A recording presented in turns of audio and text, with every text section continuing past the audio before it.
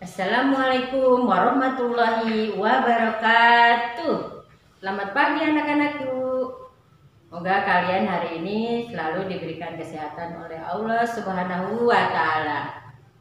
Udah pada sarapan belum anak-anak? Dan jangan lupa kita selalu menjaga protokol kesehatan karena sekarang di musim penyebaran COVID, kita harus selalu menjaga protokol kesehatan dengan cara mencuci tangan, memakai sabun, dan selalu memakai masker.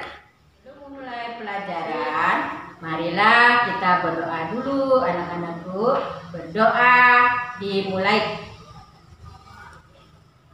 Mari anak-anak, sebelum kita masuk ke pembelajaran, mari kita bernyanyi dulu. Menyanyikan lagu kebangsaan Indonesia Raya.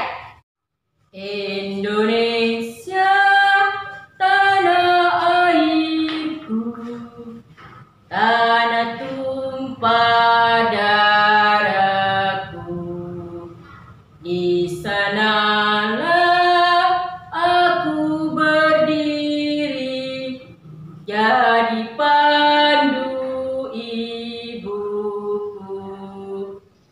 Indonesia kebangsaanku, bangsa dan tanah airku. Marilah kita berseru, Indonesia bersatu. Hiduplah hiduplah negeriku, bangsaku, rakyatku, semuanya. Bangunlah jiwanya, bangunlah badannya untuk Indonesia Raya. Indonesia Raya, merdeka, merdeka, tanahku, negeriku yang ku cinta. Indonesia Raya, merdeka, merdeka, hiduplah Indonesia Raya. Indonesia Raya, merdeka, merdeka, tanahku, negeriku yang ku cinta. Indonesia Raya, merdeka, merdeka, hiduplah Indonesia Raya. Oke anak-anak, setelah kita menyanyikan lagu Indonesia Raya, kita akan masuk ke pembelajaran sekalian. Hari ini kita akan belajar di tema 2, bermain di lingkunganku. Subtema 1, bermain di lingkungan rumah. Pembelajaran 5. Oke anak-anak, di dalam pembelajaran 5 ini terdapat 3 muatan pembelajaran, yaitu 1. Bahasa Indonesia, 2. PPKN, 3. PJOK. Adapun tujuan pembelajaran, siswa dapat menuliskan hasil pengamatan sederhana dengan benar. 2. Siswa dapat menyebutkan isi teks pendek dibacakan dengan benar. 3. Siswa dapat menjelaskan prosedur variasi gerakan menekuk tanpa berpindah tempat dengan benar. 4. Siswa dapat mempraktekkan variasi gerak menekuk tanpa berpindah tempat benar. 5. Siswa dapat mengelompokkan berbagai hal yang harus dilakukan dalam kehidupan sehari-hari di rumah dengan benar. 6. Siswa dapat mengelompokkan berbagai hal yang tidak boleh dilakukan dalam kehidupan sehari-hari di rumah dengan benar. 7. Siswa dapat mensimulasikan kegiatan sesuai aturan yang berlaku di rumah dengan benar. Anak-anak, di pembelajaran 5 ini marilah kita bacakan teks percakapan berikut bersama temanmu antara si balon dan si perahu. Nah, si balon bertanya ke si perahu, "Perahu, bagaimana cara kamu berlayar?" Si perahu menjawab, "Dengan bantuan angin balon." Si balon bertanya ke si perahu, "Angin itu apa?" Si perahu menjawab, "Angin itu udara yang bergerak. Kalau kamu, mengapa bisa menggelembung?" "Karena di dalam perutku juga ada udara, perahu. Ketika udara itu ditiupkan, aku dapat menggelembung." Si perahu menjawab, "Berarti udara sama-sama berguna bagi kita." Nah, anak-anak, berarti kalian sudah tahu udara itu berguna untuk kita semua.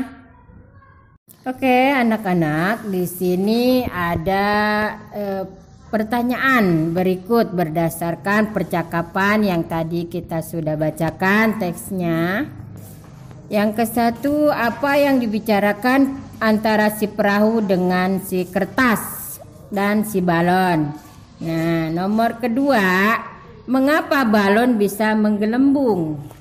Yang ketiga, mengapa perahu kertas bisa berlayar jika diapungkan? Yang keempat, sebutkan beberapa benda yang memiliki sifat yang sama seperti balon. Nah, anak-anak, nanti kamu jawabannya ditulis di buku tulis yang rapi ya, jangan sampai berantakan tulisannya. Anak-anak, sekarang kita akan mencoba mempraktekkan membedakan sifat-sifat benda balon dan plastik. Oke, anak-anak, sekarang kita akan mempraktekkan bagaimana cara meniup balon dan plastik, dan akan ada perbedaan antara balon dan plastik. Kalian bisa lihat di buku kalian di halaman 38. Oke, anak-anak, sekarang Ibu akan mempraktekkan cara meniup balon.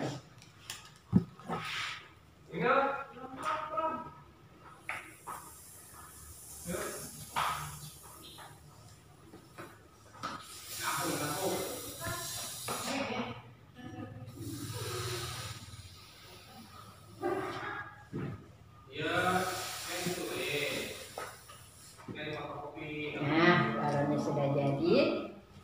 Lalu kita ikat ujungnya. Inilah hasilnya, anak-anak. Nah, anak-anak, sekarang Ibu akan meniup kantong plastik.